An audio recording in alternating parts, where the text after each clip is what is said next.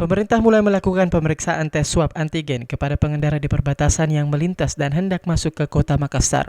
Pemeriksaan swab antigen dilakukan secara acak untuk pengendara yang melintas, khususnya untuk pengendara yang tidak menerapkan protokol kesehatan, salah satunya masker. Pengendara yang dipilih akan dimintai dokumen kependudukan dan kontak telepon oleh petugas medis yang menggunakan pakaian hazmat.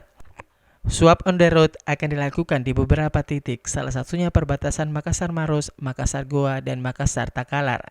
Kemudian di beberapa jalan yang ramai seperti APP Terani, Veteran, dan Urip Sumoharjo, namun petugas swab antigen akan terus berpindah lokasi untuk melakukan swab secara random ke pengendara. Wali Kota Makassar Muhammad Ramdan Pemantu mengatakan swab on the road tersebut akan dilakukan hingga PPKM level 4 berakhir dengan target 2.000 swab antigen setiap hari.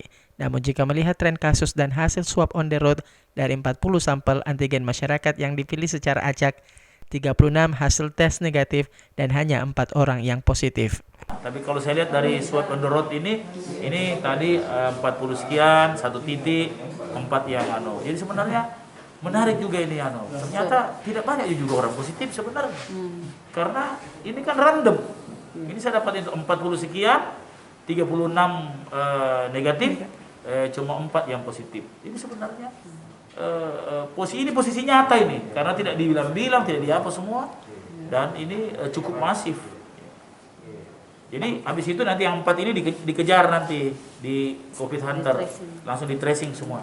Tracing tempat rumahnya, tempat kerjanya, tempat semua di tracing. Pak, ini swab on the road sampai kapan nanti?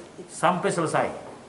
Sampai PPKM. Pengendara yang terpapar COVID-19 dari swab on the road akan langsung diperiksa oleh tim COVID Hunter dan diantar ke isolasi apung. Sementara, jaringan pasien tersebut akan terus dikejar atau di tracing oleh tim COVID Hunter. Ira, Fajar TV dan Fajar Radio melaporkan.